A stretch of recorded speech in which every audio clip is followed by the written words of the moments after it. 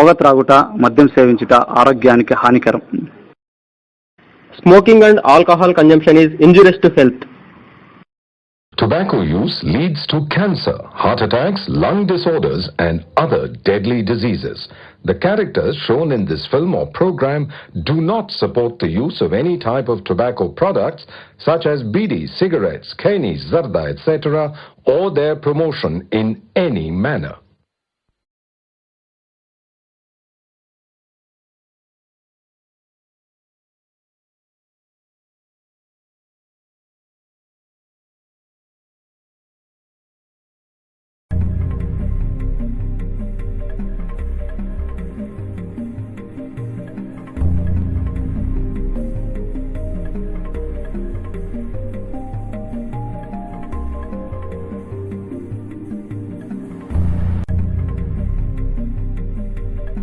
I'm Abhiram. I'm doing a job in Bangalore. నా లైఫ్లోనే నేను చూసిన ఒక అద్భుతమైన ఊరి గురించి ఇప్పుడు మీతో షేర్ చేసుకోబోతున్నాను. అందరిలాగే నేను కూడా వీక్ అంతా కష్టపడి పనిచేసి వీకెండ్ కోసం ఎదురు చూస్తుంటాను. అందరూ రిలాక్స్ అవడానికి ఎదురు చూస్తుంటారు, బట్ నేను కొంచెం డిఫరెంట్గా ఏదైనా ప్లాన్ చేస్తుంటాను వీకెండ్స్లో. ఈసారి వీకెండ్కి ఎక్కడికి వెళ్ళాలబ్బా అని ఆలోచిస్తుండగా ఇద్దరు వ్యక్తులు ఏదో విషయం మీద గొడవపడుతూ నేనున్న కాఫీ షాప్కి వచ్చారు. ఏదో ఊరి గురించి ఇద్దరు గొడవపడుతున్నారు. ఆ ఊరికి చెందిన అతను మా ఊరు చాలా గొప్పది, చాలా చరిత్ర ఉంది అంటున్నాడు. కానీ ఇంకొక అతను మాత్రం అతను చెప్పిన మాటలు అస్సలు నమ్మట్లేదు. వారి మాటలు విని నాకు ఎందుకో ఆ ఊరి పేరు తెలుసుకోవాలనిపించింది. ఆ ఊరి పేరు అతన్ని అడగ్గా అతను అనంతపూర్ డిస్టిక్ లోని పెనుగొండ అని చెప్పాడు. పెనుకొండనా? ఆ ఊరి పేరే నాకు ఇంట్రెస్టింగ్ గా అనిపించింది. పెనుకొండ ఎక్కడ వస్తుందో మ్యాప్ లో సెర్చ్ చేశాను. బెంగళూరు నుండి 142 కిలోమీటర్స్, ఆల్మోస్ట్ 2 hours జర్నీ అంతే. నాకెందుకో వెళ్ళొచ్చు అనిపించింది. అందుకే ఇంకేది ఆలోచించకుండా నెక్స్ట్ డే నా జర్నీ స్టార్ట్ చేశాను.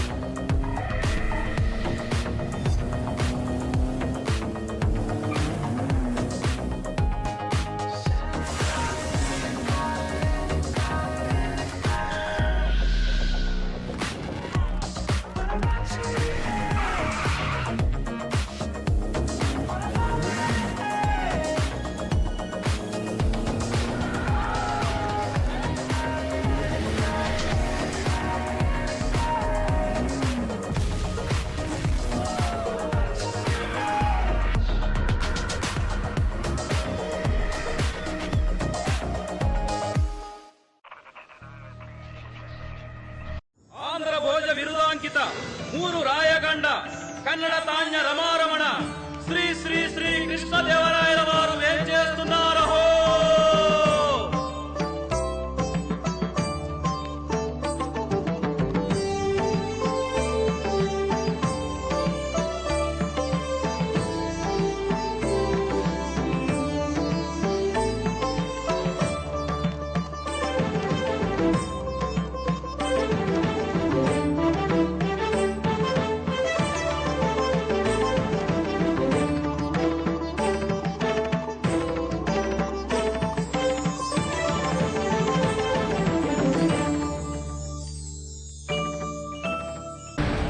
ఆ నేల మీదకు అడుగు పెట్టగానే ఏదో తెలియని ఒక అనుభూతికి లోనయ్యాను.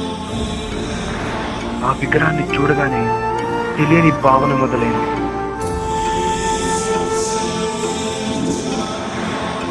అక్కడి నుండి బయలుదేరి ఊరిలోకి వెళ్ళాను.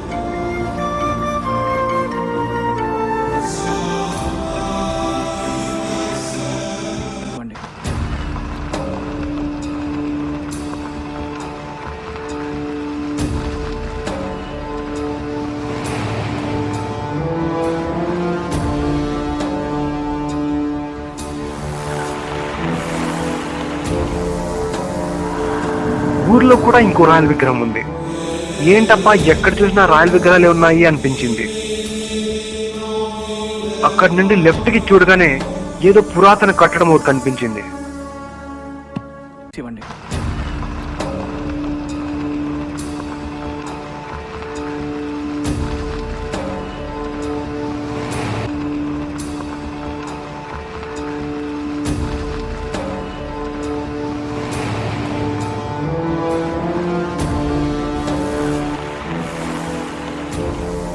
దగ్గరకు వెళ్లి చూడగానే ఒక పెద్ద ఆంజనేయ స్వామి విగ్రహం కనిపించింది.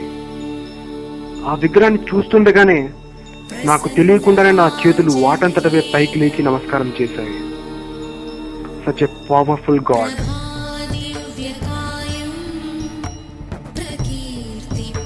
అక్కడ ఒక వ్యక్తిని కలిసి ఈ ఊరి గురించి అడిగాను. అతను చెప్పిన దాని ప్రకారం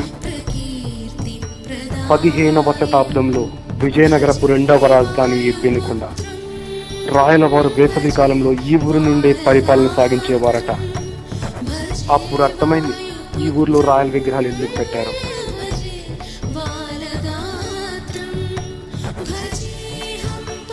ఆంజనేయ స్వామి ఉన్న ఈ గుడిని ఊరి వాకిలి ఆంజనేయ స్వామి గుడిగా పిలుస్తారు.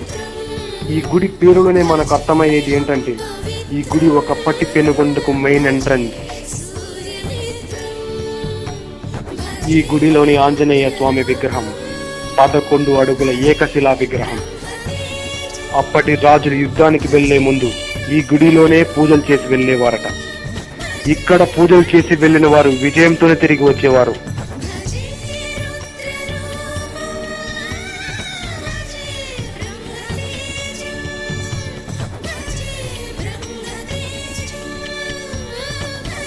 ప్రస్తుతం నగరంలోని వ్యాపారులు, ఆఫీసులకు వెళ్లేవారు, స్కూళ్లకు వెళ్లే పిల్లలు స్వామిని దర్శించే తమ పనులు స్టార్ట్ చేస్తారు.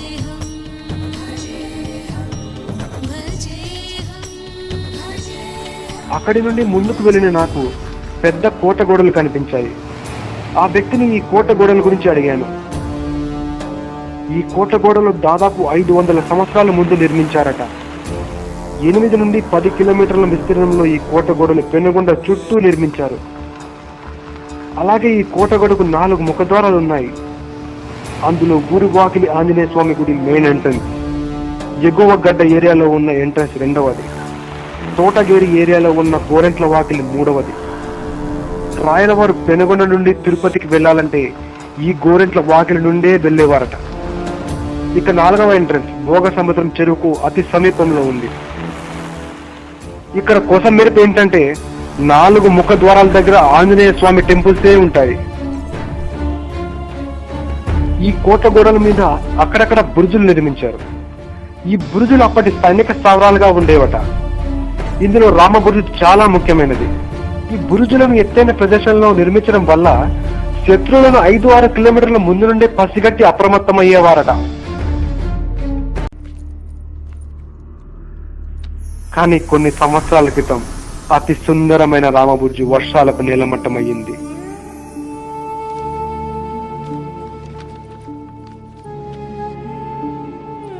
నెక్స్ట్ ఐ స్టార్టెడ్ టువర్డ్స్ పసరక్కర్ బావి. అట్ ఫస్ట్ ఈ బావిని చూడగానే నాకు చాలా భయం వేసింది.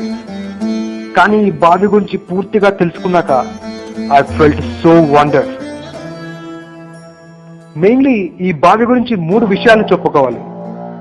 అందులో మొదటిది, ఈ బావి 500 సంవత్సరాల ముందు కట్టినది. ఇది చాలా లోతైన బావి. ఎంత లోతు అంటే 7 పెద్ద పెద్ద బావులను కలిపినంత లోతు ఉంటుంది. ఇక రెండవది, పూర్వం ఈ బావి ఉన్న ప్రదేశంలో ఒక చిన్న నీటి కుంట ఉండేదట. రామాయణ కాలంలో ఒకానొక సమయంలో సీతాదేవి ఈ నీటి కుంటలో స్నానం చేసిందట. అప్పటి నుండి ఆ నీటి కుంటకు రక్షణగా ఆ నీటిలో ఒక ఆంజనేయ స్వామి విగ్రహం వెలిసింది. తర్వాత ఇక్కడ బావిని నిర్మించే సమయంలో నీటిలోని ఆంజనేయ స్వామి విగ్రహాన్ని బయటకు తీసి ఒక చోట పెట్టారు. మరుసటి రోజుకి ఆ విగ్రహం మళ్ళీ నీటిలోని తన స్థానానికి వెళ్లిపోయేది. అలా రోజు ఆ విగ్రహాన్ని బయట పెట్టడం, మళ్ళీ ఆ విగ్రహం లోపలికి వెళ్లిపోవడం జరిగేదట. అప్పటి రాజుకు ఒకరోజు రాత్రి ఆంజనేయ స్వామి కలలో కనిపించి, నేను ఈ బావికి రక్షణగా లోపలే ఉంటాను, నా విగ్రహాన్ని పోలిన విగ్రహాన్ని చేయించి ప్రక్కనే ఉన్న గుడిలో పెట్టి ప్రతిష్ఠించండి అని చెప్పారట.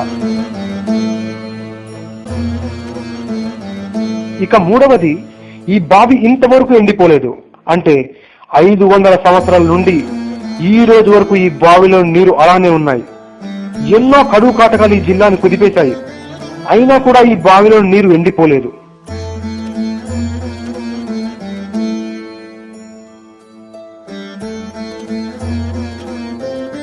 రాయలవారి కాలంలో ఈ పెనుగొండలో 365 దేవాలయాలు ఉండేవట.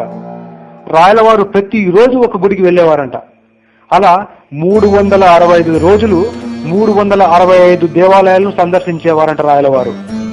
బట్ ఇప్పుడు చాలా దేవాలయాలు కాలగర్భంలో కలిసిపోయాయి.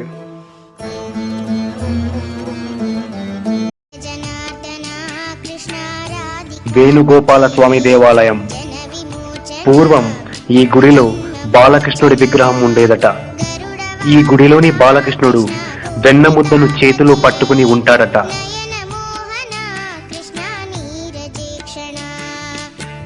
అలా వెన్నముద్ద చేతిలో పట్టుకున్న బాలకృష్ణుడి విగ్రహాలు చాలా అరుదుగా ఉంటాయట.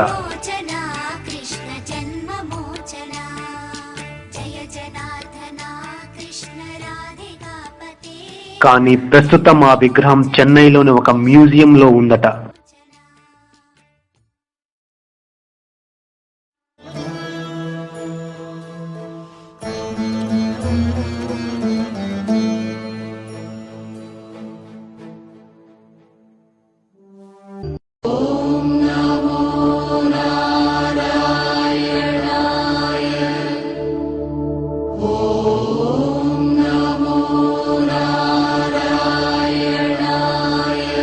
పెనుకొండలోని ప్రసిద్ధి చెందిన దేవాలయాల్లో ఈ వెంకటేశ్వర స్వామి దేవాలయం ఒకటి. ఈ గుడిలోని వెంకటేశ్వర స్వామి విగ్రహం తిరుమల వెంకటేశ్వర స్వామి విగ్రహాన్ని పోలి ఉంటుంది. అందుకే ఈ వెంకటేశ్వరుణ్ణి దర్శించుకుంటే తిరుమల శ్రీవారిని దర్శించినట్టే అని ఇక్కడి ప్రజల నమ్మకం. ఈ గుడి రాయలవారి హయాంలోనే కట్టినది. రాయలవారు చాలా ఇష్టంగా ఈ గుడికి వచ్చేవారట.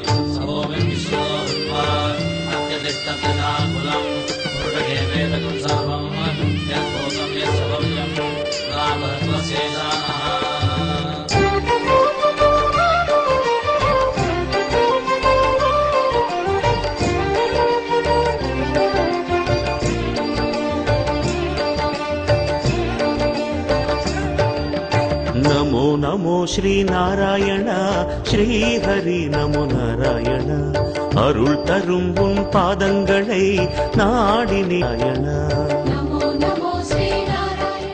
వెంకటేశ్వర స్వామి దేవాలయానికి ఆనుకునే కన్యకా పరమేశ్వరి దేవాలయం ఉంది.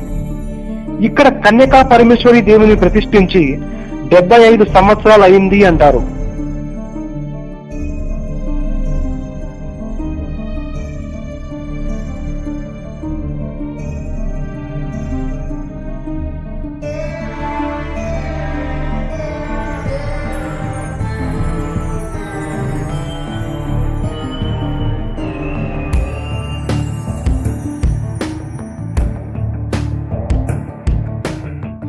गिरि नन्दिनि नन्दित मोदिनि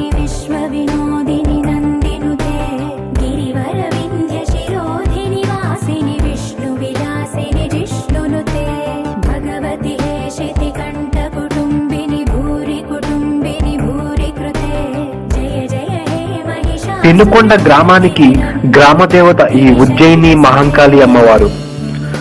కోటకు 4 ముఖద్వారాలలో ఆంజనేయ స్వామి రక్షణగా ఉంటారు.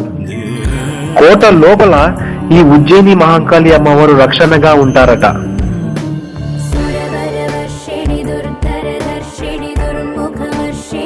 పూర్వం ఈ గుడి ఉన్న ప్రదేశంలో ఒక పెద్ద వేప చెట్టు ఉండేదట.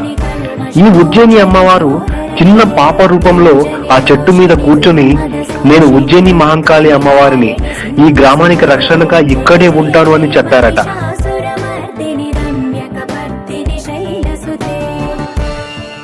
తరువాత ఈ పెనుగొండ ప్రజలు ఆ వేప చెట్టు యొక్క చెక్కతోనే అమ్మవారి విగ్రహాన్ని చేయించి గుడి కట్టి ప్రతిష్ఠించారట. విజయదశమి రోజు పెనుగొండ దేవాలయాల్లోని ఉత్సవ విగ్రహాలు ఊరేగింపుగా తీసుకెళ్తారట. చివరి ఉత్సవ విగ్రహంగా ఉజ్జయిని మహంకాళి అమ్మవారు బయలుదేరతారట. అమ్మవారికి ఎదురుగా రాకూడదని మిగతా దేవాలయాల ఉత్సవ విగ్రహాలను ఊరేగింపు పూర్తి చేయించి అమ్మవారు వచ్చేలోపు తమ దేవాలయాలకు తిరిగి తీసుకువచ్చేస్తారట.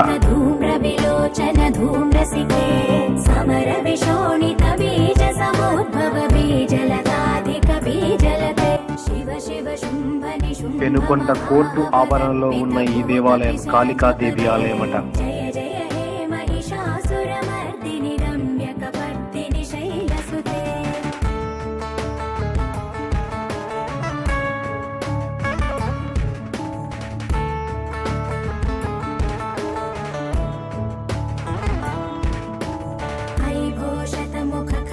దుష్ట శక్తులు పెనుకొండ పొలిమేర వరకు కూడా రాకూడదని కాళికాదేవిని ఇక్కడ ప్రతిష్ఠించారట.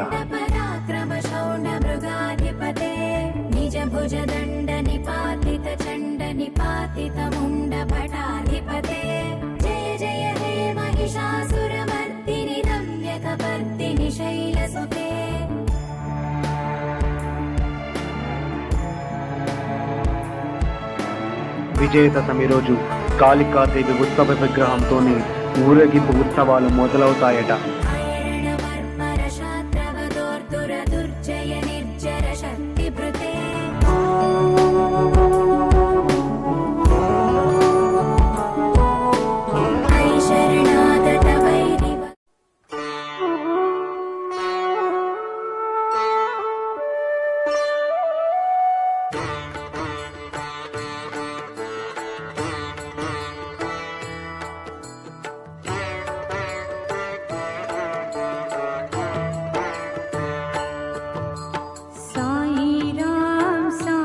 ఈ సాయిబాబా గుడిని దక్షిణ షిరిడిగా పిలుస్తారట. ఈ గుడికి ఒక విశిష్టత ఉంది. ప్రపంచంలోని ప్రతి సాయిబాబా దేవాలయాల్లో బాబా విగ్రహాన్నే పూజిస్తారు. కానీ ఈ పెనుగొండలో మాత్రం బాబాను పోలి ఉన్న ఫోటోకి మాత్రమే పూజలు జరుగుతాయి.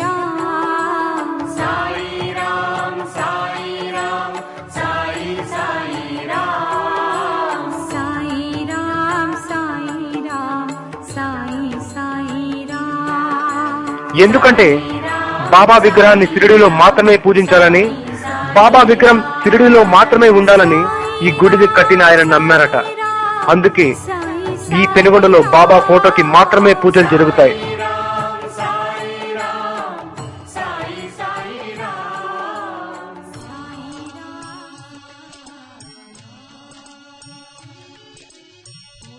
బాబా గుడికి పక్కనే పచ్చే పార్శ్వనాథ్ దేవాలయం ఉంది.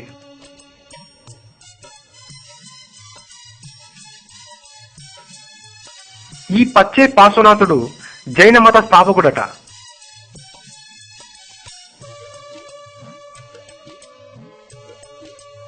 మన దేశంలోనే 4 ప్రసిద్ధ జైన పీఠాలు ఉన్నాయి. అందులో ఒక జైన పీఠమే ఈ పెనుగొండలోని పచ్చే పార్శ్వనాథ్ దేవాలయం.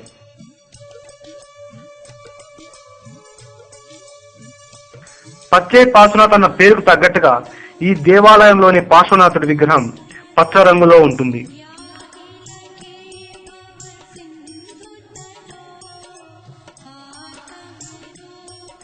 అసలు ఇలాంటి దేవాలయం పెనుగొండలో ఉందని చాలా మందికి తెలియదు.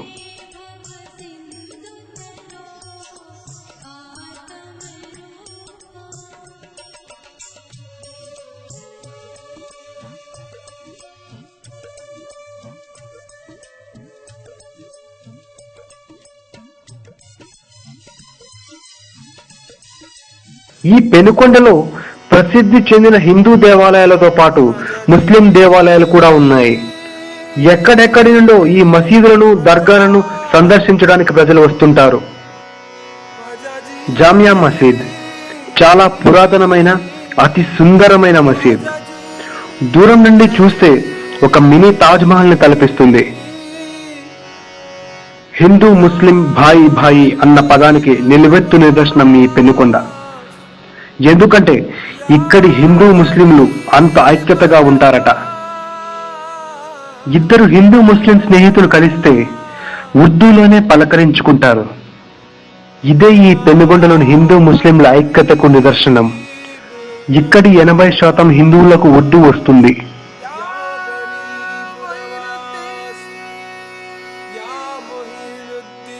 షేర్ ఖాన్ మస్జిద్ చూడటానికి ఎంత సుందరంగా ఉంటుందో అంతే రాజసంగా ఉంటుంది. నవాబులు, సుల్తాన్ల కాలంలో ఈ మసీదులను నిర్మించారట. ఈ మసీదులోని ఒక విషయం నన్ను ఆశ్చర్యానికి గురి చేసింది. తిరిగే స్తంభం ఈ మసీదులోని ప్రధాన ఆకర్షణ. ఎవరైనా చేతితో ఆ స్తంభాన్ని కదిలిస్తే ఆ స్తంభం తిరగడం స్టార్ట్ చేస్తుంది. ఆ స్తంభాన్ని అలా ఎలా నిర్మించారో ఇప్పటికీ అంతుపట్టని ప్రశ్నగా మిగిలిపోయిందట.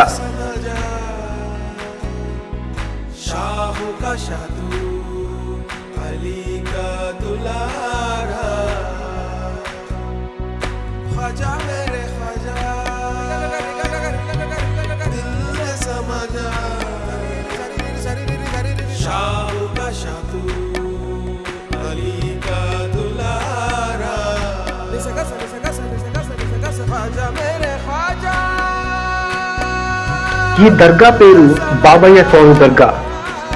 బాబా అనే పేరుతో ఫేమస్ అయిన ఈ బాబయ్య స్వామి అసలు పేరు హజరత్ బాబా ఫక్రుద్దీన్.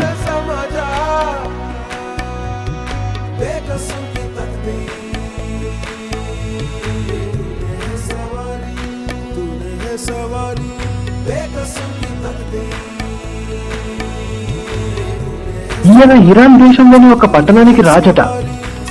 రాజుగా ఉన్న సమయంలో ఏదో ఒక తప్పు చేశారట.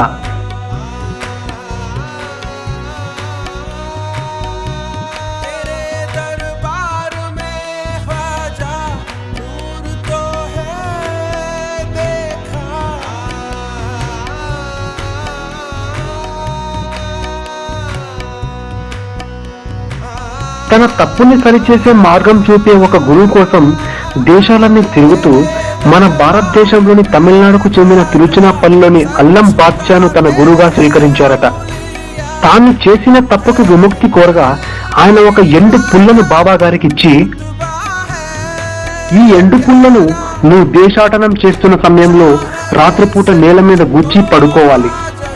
ఎక్కడైతే ఈ ఎండు పుల్ల ఒక మొక్కగా మారుతుందో అదే నీ స్థిర నివాసం చేసుకుని ఉండమని చెప్పారట.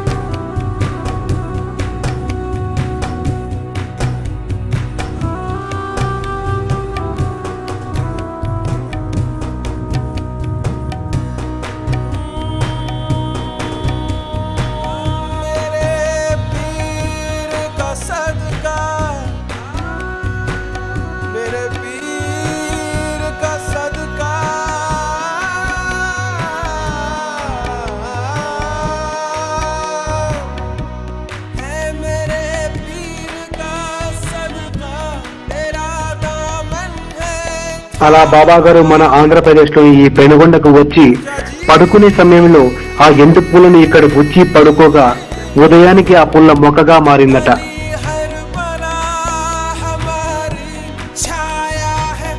అప్పటి నుండి ఆయన ఇక్కడ బాబాగా స్థిరపడిపోయారట. ఆయన చనిపోయినప్పటి నుండి ప్రతి సంవత్సరం దర్గాలో ఉరుసు ఉత్సవాలు భారీ ఎత్తున జరుగుతాయి. ఈ ఉరుసు ఉత్సవాలకు మన రాష్ట్రం నుండే కాకుండా పక్క రాష్ట్రాల నుండి కూడా ప్రజలు హాజరవుతారు.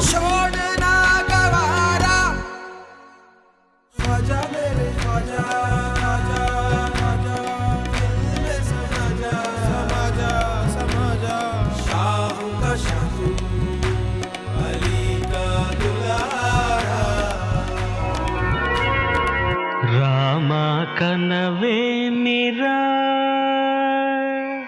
రామ కనవే మీరా, శ్రీ రఘురామ కనవే మీరా,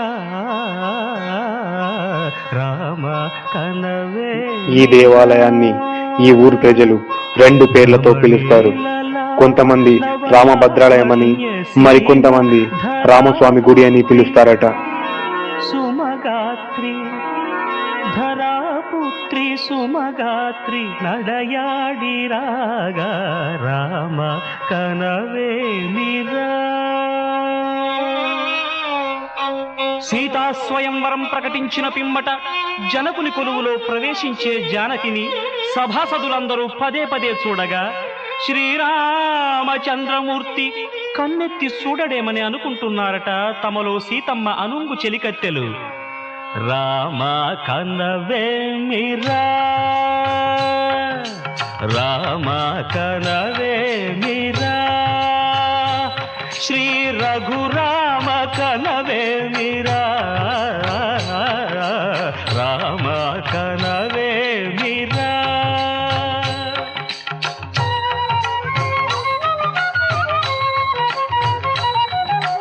రమణీలలామ నవలావణ్య సీమ,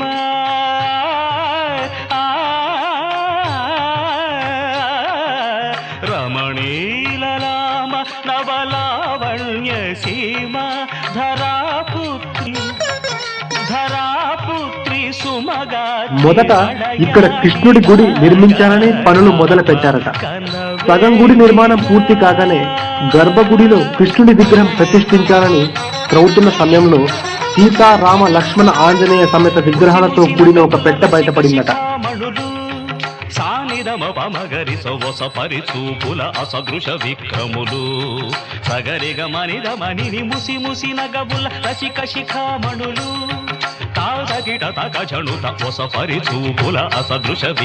తరువాత ఆ పెట్టెలోని తాళ పత్రాలను పరిశీలించి చూస్తే ఆశ్చర్యం కలిగించే విషయం తెలిసిందట. ఈ విగ్రహాలు వాల్మీకిచే పూజింపబడిన విగ్రహాలట.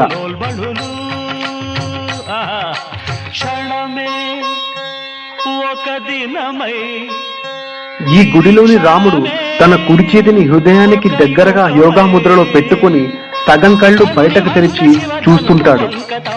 ప్రపంచంలోని ఇటువంటి రాముని విగ్రహం ఎక్కడా ఉందట.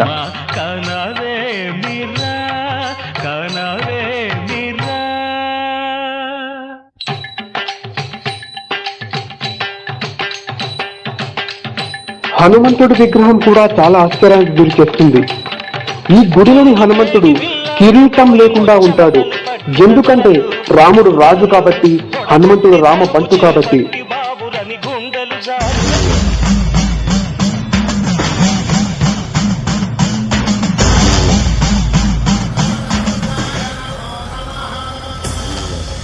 కాశీ విశ్వేశ్వరాలయం. ఈ దేవాలయంలోని శిల్పకళ అద్భుతమని చెప్పుకోవాలి. సూర్య భగవానుడి విగ్రహం, కాలభైరవుడి విగ్రహం, గణపతి విగ్రహం చాలా అందంగా చెక్కారు అప్పటి శిల్పులు.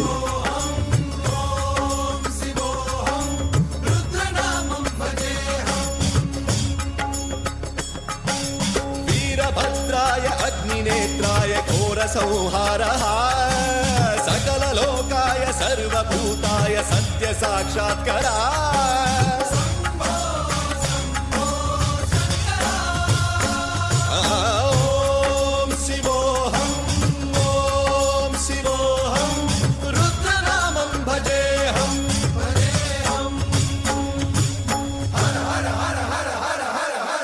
ఈ గుడికి ఇంకో విశిష్టత కూడా ఉంది.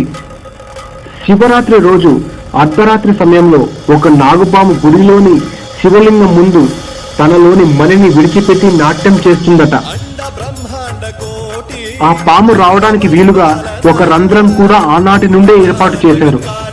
సత్యదేవ దేవ ప్రియా వేద వేదార్థ సారా యజ్ఞ యజ్ఞోమయా నిశ్చలా దుష్ట ఈ గుడిలో విజయనగర సామ్రాజ్యపు రాజముద్ర మనకు కనిపిస్తుంది. ఈ ముద్రను చూసిన వారు ఇదేదో శిల్పకళ అనుకుంటారు, కానీ ఇది రాజముద్ర అని చాలా మందికి తెలియదు.